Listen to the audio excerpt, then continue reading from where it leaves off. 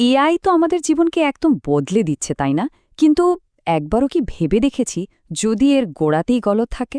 মানে ধরুন, এআই যদি আমাদের সমাজের পুরনো ভুল ধারণাগুলোকেই আরও বাড়িয়ে তোলে, কেমন হবে ব্যাপারটা? আজকের এই আলোচনায় আমরা ঠিক এটাই দেখব। কিভাবে কিছু সহজ কিন্তু খুবই কাজের কৌশল ব্যবহার করে এআইকে আরও ফেয়ার বা ন্যায্য করে তোলা যায়। তো চলুন শুরু করা যাক। তো আমরা কিভাবে এগোবো? প্রথমে ঝটপট দেখে নেব এআই বায়াস জিনিসটা কি। তারপর একেবারে গোড়ায় হাত দেব, মানে ডেটা। দেখব সেটা কিভাবে ঠিক করা যায়। এরপর ধাপে ধাপে দেখব কিভাবে আরও ফেয়ার মডেল বানানো যায়। সেখানে মানুষের ভূমিকাটা ঠিক কী। আর একদম শেষে ইউজার হিসাবে আমরাই বা কী করতে পারি। আচ্ছা, তাহলে প্রথম ধাপ, কোনো সমাধানের আগে তো সমস্যাটা বুঝতে হবে, তাই না? চলুন এআই বায়াস ঠিক কি সেটা আরেকবার ঝালিয়ে নিই। একদম সোজা কথায় যদি বলি, এআই বায়াস হলো একটা সিস্টেমের আউটপুটে সিস্টেম্যাটিক ভুল বা অবিচার। আর এর আসল কারণটা কি জানেন? আমাদের নিজেদেরই ইতিহাস জুড়ে করে আসা ভুলগুলো, আমাদের সমাজের পক্ষপাত, সেগুলোই ডেটার মাধ্যমে এআইয়ের ভেতরে ঢুকে পড়ে। এখন প্রশ্ন হলো, বাস্তবে এটা দেখতে কেমন? ধরুন, একটা চাকরির অ্যাপ্লিকেশন সফটওয়্যার, দেখা গেল সেটা শুধু পুরুষ আবেদনকারীদেরই বেশি পাত্তা দিচ্ছে।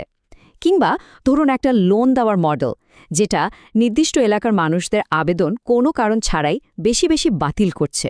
অথচ সবার যোগ্যতা কিন্তু একই, কিন্তু ফলাফলটা হচ্ছে ভিন্ন। ঠিক এটাই হলো এআই বায়াস, একেবারে চোখে আঙুল দিয়ে দেখিয়ে দেওয়ার মতো। তাহলে এই বিরাট সমস্যার সমাধানটা কি?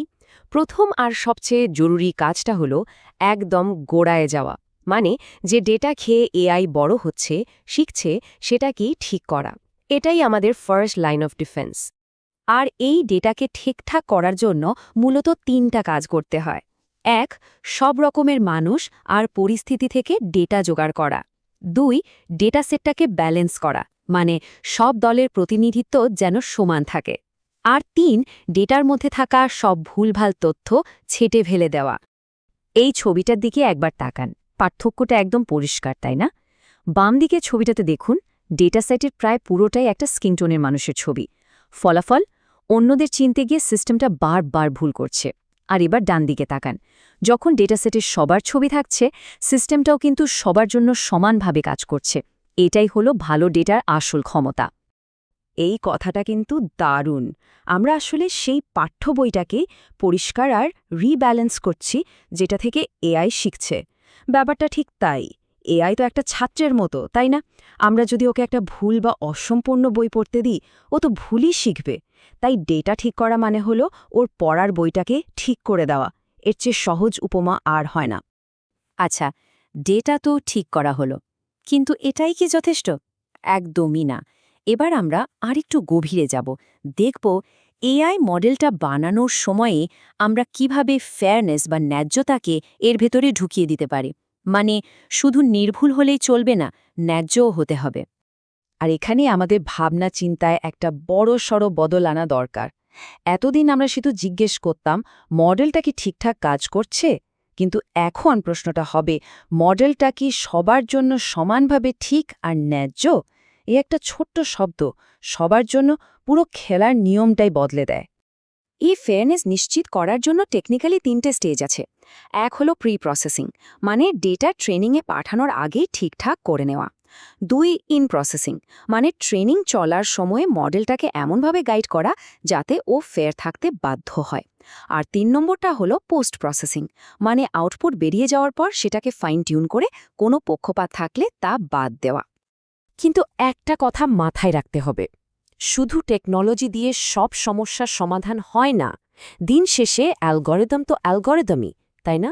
এখানে মানুষের দরকার পড়ে। আমাদের ভূমিকাটা এখানে সবচেয়ে জরুরি।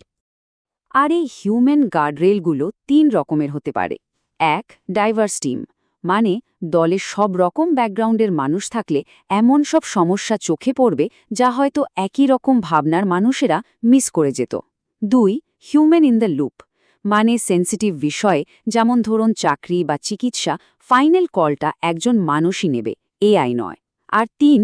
একদম পরিষ্কার নিয়মকানুন আর রেগুলার অডিট, এতে সিস্টেমটা একটা জবাবদিহিতার মধ্যে থাকে। এতক্ষণ তো ডেভেলপাররা কি করবে, কোম্পানিরা কি করবে এসব নিয়ে কথা হলো, কিন্তু আমরা যারা সাধারণ ব্যবহারকারী আমাদেরও কিন্তু একটা বড় ভূমিকা আছে। চলুন এবার দেখি আমরা ঠিক কি করতে পারি। যখনই কোনো এআই টুল ব্যবহার করা হবে 3টা জিনিস মাথায় রাখা খুব জরুরি। 1. নিউট্রাল বা নিরপেক্ষভাবে প্রশ্ন করা, এমন কিছু না লেখা যেটা কোনো স্টিরিওটাইপকে উস্কে দেয়। 2. এআই কি জিজ্ঞেস করে দেখা, তোমার এই উত্তরে কোনো বায়াস নেই তো? মাঝে মাঝে এটা খুব কাজে দেয়। আর 3, আর এটা সবচেয়ে গুরুত্বপূর্ণ, মানুষের জীবন নিয়ে বড় কোনো সিদ্ধান্ত, যেমন চাকরি দেওয়া বা লোন অ্যাপ্রুভ করা, এই সব কাজ শুধু এআই এর উপর ছেড়ে না দেওয়া।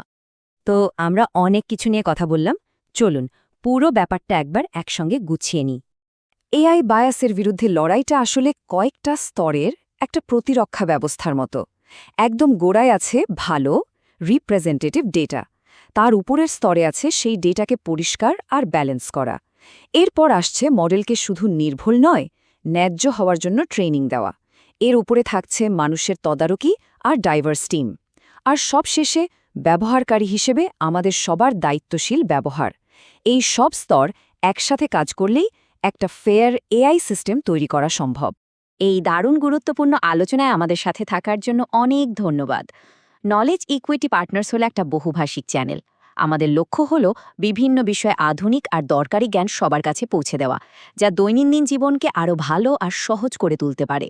আজকের এই আলোচনার মতো করেই আমরা এমন সব বিষয় তুলে ধরতে চাই যা আমাদের চারপাশে পৃথিবীকে বুঝতে আর তাকে আরও একটু ভালো জায়গা করে তুলতে সাহায্য করবে। যদি আমাদের এই আলোচনাগুলো কাজের মনে হয় তাহলে অবশ্যই নলেজ ইকুইটি পার্টনার্সে সাবস্ক্রাইব করে নেবেন। আর হ্যাঁ, লাইক আর শেয়ার করতে ভুলবেন না।